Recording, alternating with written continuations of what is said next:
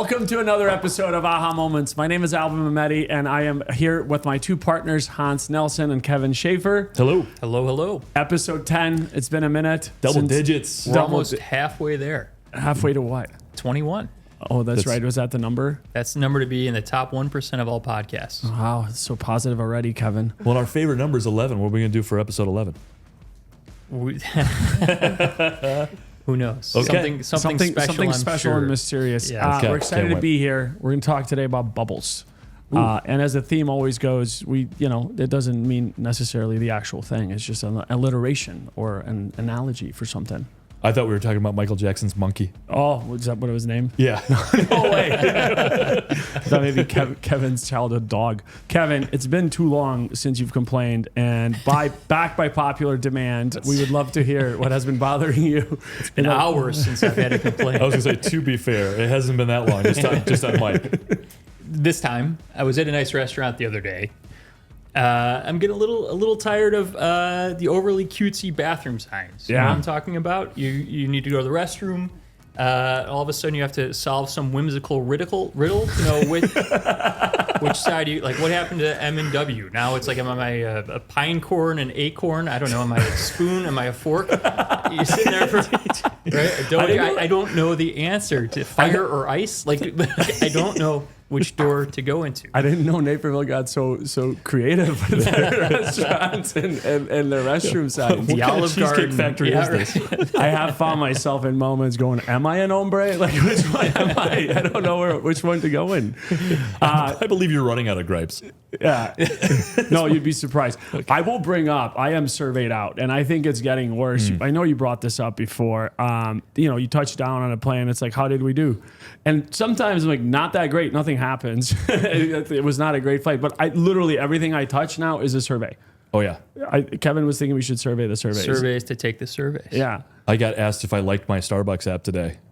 And I accidentally clicked yes, and then it wanted me to give a score. I'm like, okay. Yeah, I keep saying no to apps because the option would be like, not now. Can we just do a not now option?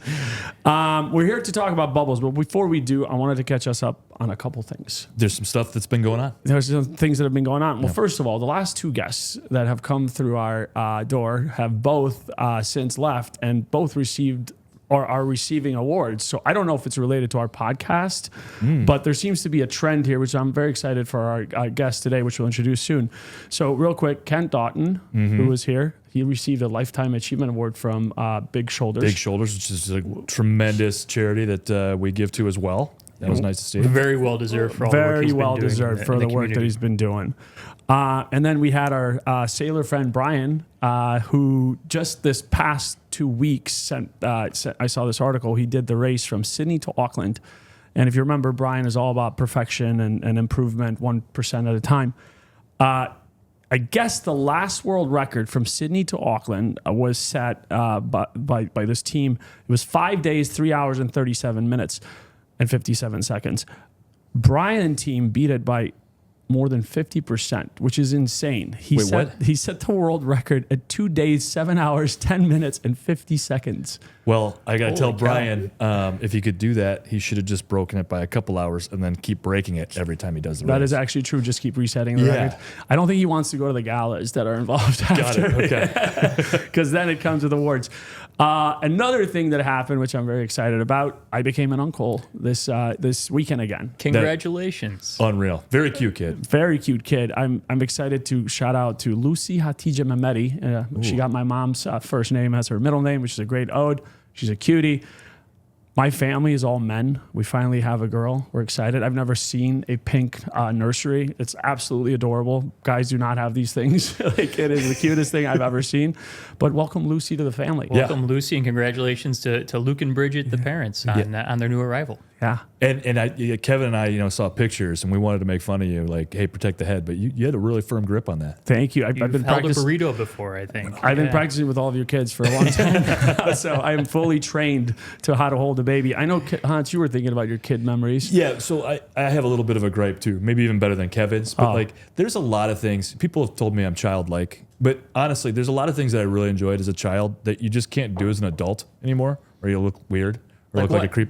You know, like I'm a big fan of like blue slushies, you know, or like swinging on a swing, which is great. Like if you have little kids, you can go do that and it's kind of fun. But if you just did that on your own, you'd have some looks, you know what I mean? That's That are true. weird. And one of my favorite things to do is like chasing around people that are like, they're blowing bubbles and then you go pop them. Like everybody loves that, right? Like if they did that at the United Center during Bulls game, it would be awesome. I mean, it would be chaos, but it would be so fun, right? Yeah.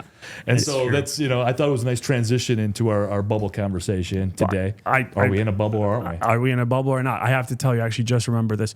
In Hermosa Beach, there's a guy, you were just there, who sits on the pier and he's got this rope that he dips at night when the sun is setting and like super soft wind. He creates bubbles the size of humans. I'm not kidding. It is incredible. And the kids just chase them down the pier. It is the most amazing thing. So fun. I say we bring this back. All right? I We're going say- to chase bubbles around. We are going to chase bubbles around.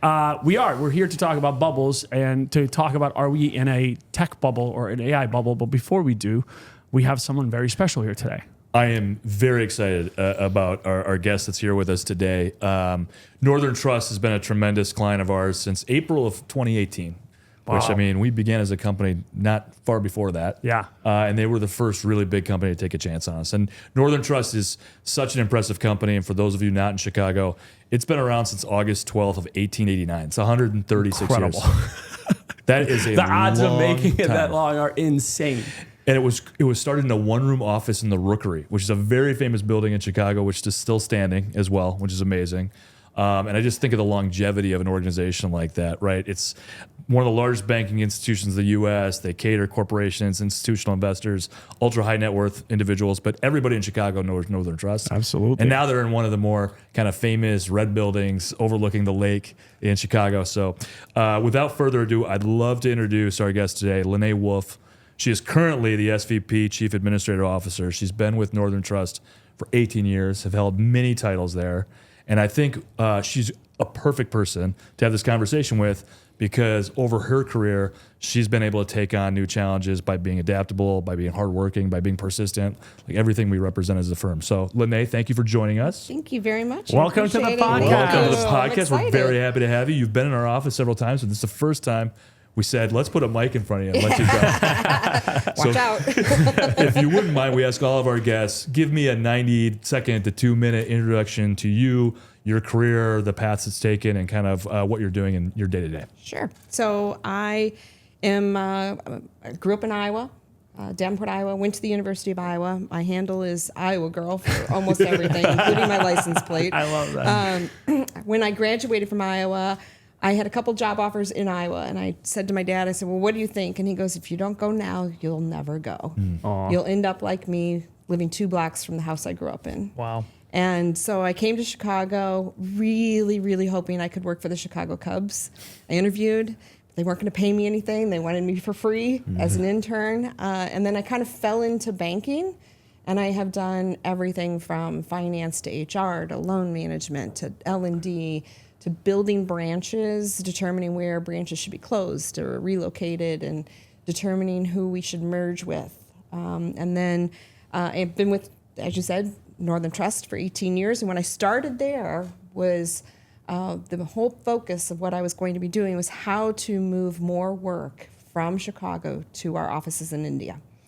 Because they couldn't figure out how to break up jobs and send portions of them over to India. But then the highlight of my career was last year I got to spend 6 months as the CTO in India. Oh my Amazing. goodness. Of course, Wow. I am not a technologist, but I love the fact I was a CTO for 6 months. How was that experience? It was amazing. Yeah? Absolutely amazing. Scared to death because I went completely by myself, but I thoroughly enjoyed every minute. There's many reasons Northern Trust is where it is today and you are where you are, and it's because you probably even decided, you're like, I'll do it, which most people would be like, I'm scared, I think I'll let someone else do it. Good for you to jump in there. Yeah, my boss and I, Tom South, the CIO, we talked about it, and he was like, "Oh yeah, I think you'd be the perfect person." And as it got closer, he's like, "I don't think I want you to go." And I'm like, "That's only because I do everything for He you." realized what was going to happen next. That's how we we- feel about Kevin. We were very happy for you and having that opportunity, but we're very grateful to have you back. Thank Yeah. you. Welcome back. Thank No, you. we are. Glad to be back. I actually, given in your position, I don't think there's a better person to help have this conversation with. And we're going to talk today about, are we in an AI bubble? Before we talk about the AI bubble, Hans, I feel like as the more senior person of our group here, would you like to tell us about just bubbles in general that we've experienced in the past? Sure. Yeah. I don't think I was alive for what was considered the first asset bubble, but in 1636 in Holland, I think most people are familiar, but there was a tulip bubble. Yeah. So somehow the asset prices for tulip bulbs went up like 2,000% in 6 months. Yeah. And Wow. this is wild. At one point, tulip bulbs were selling for more than the average house in Holland. That's insane. It's either Right. a really Crazy. cheap house or a really expensive flower. Isn't that crazy? And you think about that, and Lenee in our pre-production meeting, we were talking about this, but you saw people go crazy over toilet paper and stuff from COVID, right? Right. So you don't know what caused this, but all of a sudden, I guess everybody needed tulips. And then almost overnight, they went down 99%. As you can imagine, I'm sure that wrecked both the economy and anybody that tried to get in and speculate, right? And so you just wonder, right? I have lived through, as you mentioned, and even kind of worked through, right, the dot-com bubble, the housing crisis, the mortgage crisis bubble. I had to manage that process. So we've seen these things over time. And the question is, and we get this all the time, and this is not going to be a podcast where we're going to say, we're definitely an AI bubble, like everybody be scared. Right. Absolutely not. It's not the way we operate. Because right? we don't know. And unless you guys know any better, we genuinely don't know what happens in these economic environments. Every time we progress, every time a bubble has happened, the government has stepped in and put some regulations in place to try to defend against it. And then two, the economy is always changing and there are new factors every single day, right? Things that we haven't done in the past. I guess, Kevin and Lenee, do you think we're in a bubble? I don't. And here's why. I saw a report the other day, and I thought it was somewhat interesting. Is we are certainly spending as an economy right now a lot of money on AI, right? Building out infrastructure, et cetera. But if you take a look at all the big innovations throughout history, right, a lot of money has been spent on that. Whether it's the railroads and building that network out, whether it's telecom and building out that network. If you take a look at a percentage of GDP that we're spending on AI versus those other transformative technologies, right, we're actually way below where those were. And you'll see that the boom, right, was much bigger, right? It's only about to come and what we're about to see. Yeah, Interesting. I don't disagree. Lenee, what's your opinion on this? No, I would completely agree. I think this is just another innovation that we're all learning and going to adapt to, and it'll become common. Yeah. It won't really be a big bubble that'll burst at some point in time. Interesting. So you work for a large financial services institution, right? You guys are all about safety and de-risk. So what are some of the things that Northern Trust is doing to make sure that they'll be resilient if there happens to be a bubble? Yeah, good question. So actually, I think Northern Trust is a little bit late to the game from an AI perspective because we are a very conservative organization. We don't want to be the first. We don't mind being second or third. So we're letting someone else make the mistakes. And so because of that, we have already put into all of our governance and all of the various controls we want to have in case anybody does something.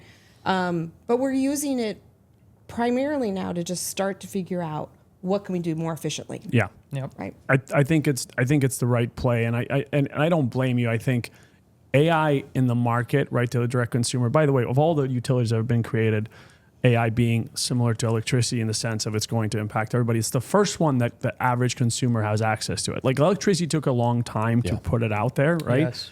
Of all the other innovations, this is the first one. So I think when it comes to the enterprise, you actually should be careful, right? Because we don't know what we don't know. Right. And every day we find innovation in AI. We also find out some of its vulnerabilities and or work slop and or security issues where it doesn't make sense for everybody to jump in completely, head first and go to full AI. I have to add one more piece that I thought was interesting from Kevin. I went to Harvard once. I don't know if you knew this or not. I learned this at Harvard. You visited. Did you buy a T-shirt? What was Similar to our University of Chicago experience. No, I went to visit my brother who was attending, and David Moss, who's one of the world-renowned economists, was talking about, this was right before COVID, and COVID was just getting ready to tick. And he sat there and was talking about how economists in their existence have never been really good at predicting long-term markets or what's going to happen. And he said, not in a bad way, but he said every time we move forward, new variables are introduced. So for example, COVID it wasn't a bubble, but it was a complete market shift. There was a huge drawback, and then all of a sudden this crazy overcorrection. And he said, for the first time ever during that time, economists have never seen an economy where supply is going to be the problem, not the demand, right? So the demand was there, but they'd never seen anything like that. Right. I similarly think where we are with AI today, there are metrics that we just have never seen in the past before. Power being one of them, right? And its shortage and or need for it, but as well as adaptability and bringing it into organization. But I do think you're approaching it the right way from a start small. Let someone else make mistakes. As we look at this power issue, and as we look at where things are headed, what are you seeing outside of Northern Trust that you guys look at from a sense of who do you observe as like leaders in it and say, hey, they're making good decisions or bad decisions, and where do you see it playing well or not playing well? So right now, I would say we're very close to all the app dev activities that are taking place. That's what we're looking at the most. That's our first kind of toe into the pond, is looking to see what elements from an app dev perspective AI can help us, whether it is creating patterns and helping us with the internal developed software in a faster, quicker way. That's the first point that we're looking at. And we're looking at our competitors. Love that. Yeah. Lenee, I have a question too. So the first thing I said in my introduction of you is your ability to adapt. Yes. And we are in very much a time period where people are going to have to adapt at a very quick pace. Either you're going to adapt or you're going to be forced to adapt, right? And I think you've been such a tremendous leader in this place because, one, you're be able to adapt yourself, but then you also lead other teams. Can you walk through, like, where did you get like that skill set, one, and what are you planning on doing in this new environment as AI is being introduced? So when I was at the University of Iowa, I couldn't decide what I wanted to do because I like to do so many different things that I decided to interview people that had the jobs I wanted. And I did like 10 different jobs, interviewed with the individuals, and came back and said, well, if I want to do all of those things, what skills do I need? And so it was managing, communicating, being creative. And that is how I've focused my career, is where do I get to play with those skills the most, because that's where I think my strengths are. And that's part of the reason why I think I was chosen to go to AhHa, is that I was going to be talking about strategy and talking about how to be adaptable, all the things that you have to be able to emulate. So that's kind of how I have always had my career. What I'm doing right now is being a leader of change, which I think is really important whenever there is any kind of new tool you're supposed to try and adopt. I've been playing around with it and telling everybody, well, this is what I did with AI. This is, like sometimes it's crazy pictures of me sitting at a desk with, fish swimming around because I'm underwater, things like that, just to show the creativity that you can have and how the tool might help you. I think what sets you apart is there are people that follow what's happening in the world, and there are people that jump in and define what's going to happen in their world. And I think apparently you picked this up at a very young age. You're one that's like, I'm not going to follow what's happening. I'm going to jump in and set the future of where I and the organization is going, which is a testament to your career and Northern Trust. 2 younger sisters that got away with a lot more than I did, because I was the one jumping in all the time. I think the theme as we've had like different guests here, and it has been this ability to adapt, to influence the change, and to ultimately define the future. And that's who we think will set the future and win this AI race. Not just the AI race. AI is just another tool. We'll have other innovations in the future. Right. But that's who we think the adaptability portion is unreal. So the change is really important, but we talk about being human enabled, right? And human powered. So how do you get your team excited about not being replaced, but now having this new technology available to assist them to even be better in their jobs? So it's a combination of what I would call emotional intelligence, asking them what they think their skills are, where do they think they would find some relief in their day that they might be able to use AI, some of the mundane type activities. I think also we, within our team, do a lot of sharing of ideas, and so there's no dumb idea. And so we're like, hey, I tried that, didn't work. Yeah. Oh, but this worked, and here's how it was helpful. So a lot in my team, it's a lot around risk and control, a lot around double checking on metrics and things like that. So we've found ways that we can use agents to help us. That's amazing. I like that. There's the other piece, experimentation, right? Right. And if you're not failing in some of this, you're probably not doing enough to see I don't what think works. you're testing the boundaries at that point. You're not trying hard enough. And that, which is really incredible to do at such a regulated environment, right? Where you guys really do live within a ton of constraints. So that's incredible of you guys.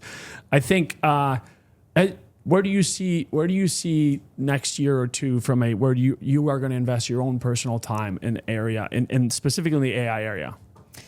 I really want to figure out how I can have an agent who does a lot more tracking of my day-to-day stuff for me, right? I really would love to have a mini administrative assistant kind of agent who's going to my meetings, getting my notes for me, putting my to-do list together, not only for me, but then to share it with my team. It's like, here's the things that we have for deliverables. Love it. I think that would be extremely helpful across the board in our organization. So that's one that I want to play around with first. I did see Sam Altman saying it would be wild if OpenAI, being the AI company, if it's not ran by an AI CEO one day, right?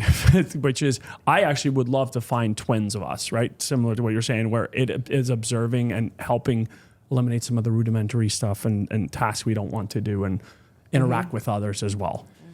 Kevin, interesting article you brought up, and I didn't read it, but I know from studying history and everything that eventually the railroad bubble did pop, telecom bubble did pop, right? Those organizations weren't profitable for a while, and yet like a decade later, they created this huge uplift. So do you believe that we are going to get to a point where maybe we're overpriced in the short term, but underpriced a decade later? Or do you think that the breakthroughs that AI can create are just going to have us on this upward trajectory for a while?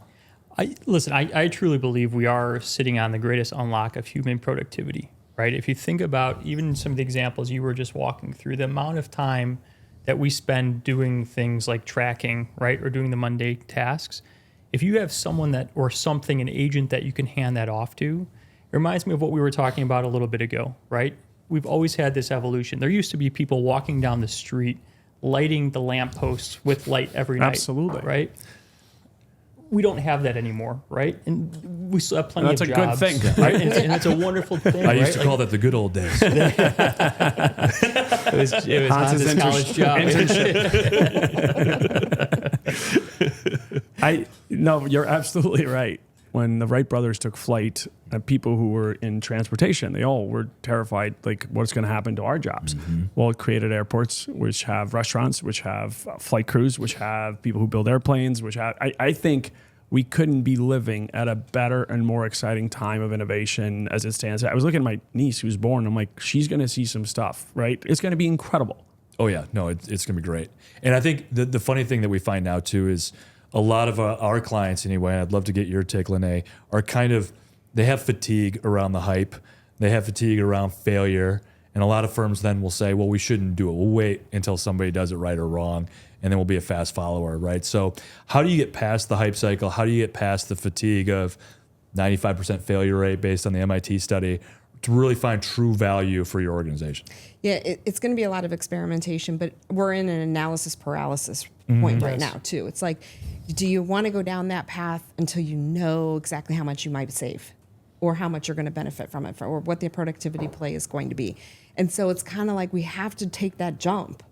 And we have not done that enough yet to really understand where the potential is. But I do feel that when I look across Northern Trust, we being a relatively conservative organization, we're still using fax machines. Mm-hmm. There's some things like that simple, low-hanging fruit that can have a big impact in a short period of time. And that's the case, by the way, in many industries still, which is, I think the other case, I know that we're not in a bubble. I keep hanging out with executives who are like, yeah, we're thinking about AI. And they're in charge of mass hospital systems, mass different types of organizations. They're like, we're just thinking about them. I think we're barely scratching the surface, honestly. 100% agree. And I think where we try to step in and help companies to understand that there are practical solutions we can put in place that have positive financial ramifications on organizations. Mm-hmm. So instead of being theoretical, I think there was that line, right? They want payback in months, not mythology. So having these theoretical conversations, instead of saying, I have this tool that I've developed that's a silver bullet. Like if that existed, that'd be $1 trillion company on the market cap, right? It's just not there. So how do you start really small? I'd love to get your take, Alban, because you've always been kind of at the forefront of this, like the small language model as opposed to the large language model kind of conversation. Yeah, good question. I think, so the large language models are trained on very large sets of data. And when you go train on large sets of data, there's good and bad information out there. We're big fans of, hey, train it on your data. I do think as we progress, by the way, over the next 2 to 5 years, organizations that invest in data that's very special to them and train the models with them, those are going to be the most effective with AI. Yeah. And to eliminate have you seen that? We are getting ourselves really organized around our data. That is one of our strategies for the next year. So Yeah. I completely agree. And it used to be where it would take years to get some data from different disparate systems. AI makes it so much simpler now to bring completely systems that have never talked to each other together and put in a small learning model. I think that's going to be the greatest unlock. I actually think AGI will be solved by a bunch of small language models calling each other. I like that. Yeah. Do you know what I mean? Like if you think about Northern Trust, there's not one person that's an expert in everything, but if you put all of you together, that's Northern Trust. Right.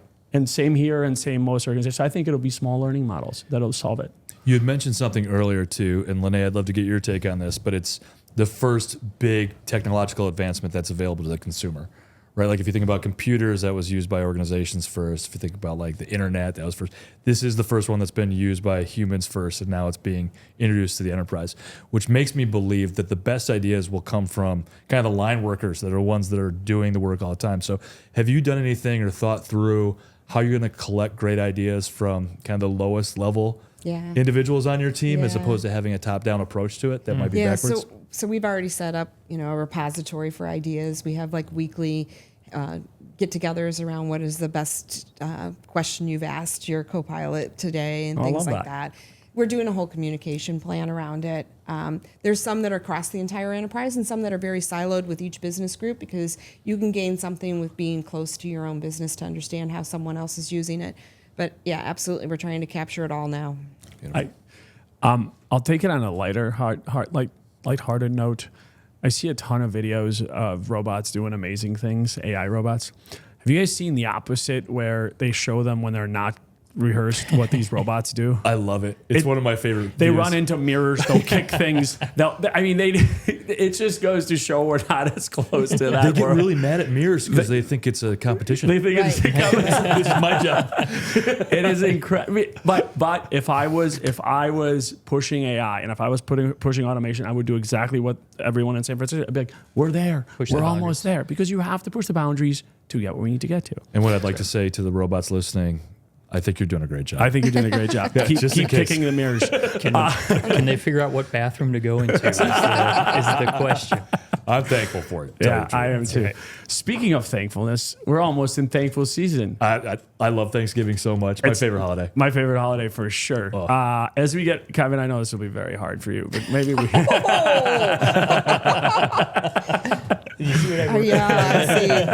Poor thing. This is. Don't worry, he gets all the accolades. He's great. Let's go around. What are we thankful for this season? I'll start with that introduction. I'm extremely, of course, thankful for my beautiful family, my friends, and the ability to work with not only the Inspire 11 team we have, but also wonderful clients like Northern Trust as well. I'll also say I'm really thankful after this conversation. I'm really thankful to be living in the era that we are living in right now, right? To be able to experience these changes and to be able to help solve the problems that are in front of us. It's just a wonderful time to be able to be alive. Oh, thank you. I love that. That was really good. That was very good, Kevin. Thank you. Yeah. I'm going to double down, and I'll be specific to Northern Trust and to Lenee. Clients put a lot of trust in us, and it's not easy, right? Like there's always the joke, you don't get fired for hiring, pick a bigger firm, right? And when Northern Trust hired us, I'll tell a quick story. We were a complete and utter unknown, and we met with an individual there that wanted to work with us. And she literally found like a loophole through procurement to get us in, right? Which was, you are a UI, UX security firm, because we were doing frictionless authentication. Yeah. And it wasn't because that's what she wanted to do to get us in. She just really believed in our message, our values, how we were going to operate within her environment. And we know that we work with now thousands of clients on a daily basis. And for them to put their trust in us and for us to get positive feedback on our people makes me very grateful every day. I think that's those are the cowboys in organizations that keep innovation and everything moving forward that makes them the future organizations, right? The leaders. Lenee, I'll go next, and then you can go. Okay. I think on the personal side, couldn't be more grateful to be an uncle to a brand new baby to our family, a baby girl at that. So welcome, Lucy. On the professional side, to what you both said, very grateful for our clients, very grateful for trusted relationships and what we get to work on. And honestly, very grateful to what you said, that we get to live and we get to solve AI, right? I wake up every day excited on what are we going to do in this new innovation world, and I think we are blessed to get to do it. Yeah. Lenee? So I will say on the personal side, my daughter recently got a new job thanks to ChatGPT helping us do her resume. So very excited that she's got a new job and she's going to be in a much better place. Professionally, I agree with everything you guys have said, but I think the thing that excites me the most is that I love what I do. And I think you guys all do too, because of what you get to interact with individuals, companies, but even at Northern Trust, the fact that I get to work with some amazing people who are really, really super, super smart, and I just get to go along for the ride. Well, we are glad we get to work with you and all of those people. It's absolutely incredible. Hans, you want to take us home? I can take us home, but I want to ask you a question. Do they celebrate Thanksgiving in the Balkans? They do not. Okay. However, I think it's become part of the culture because of us. Yeah, I love it. Okay. You personally? Because I know you enjoyed your time in India, but we are the #1 podcast in the Balkans. Okay. Yeah. So congratulations to you. We may, get Don't fact check that. Just go. Please do not. Just run it. I thought this was a great episode. Episode 10. Can't wait to come back for 11. Thank you for taking the time to come and be here. We absolutely appreciate it. Yeah. And we're So looking forward to the next one. Absolutely. And so for those of you, listen on Spotify, Apple Podcasts, or anywhere you get your podcasts. Smash that like button. Like button, 5 stars, 5 stars. We won't survey you. 0 surveys. If they survey you, it's not us. Thank you for joining. Everybody. We'll see you at the next episode. Take care. Cheers. Cheers.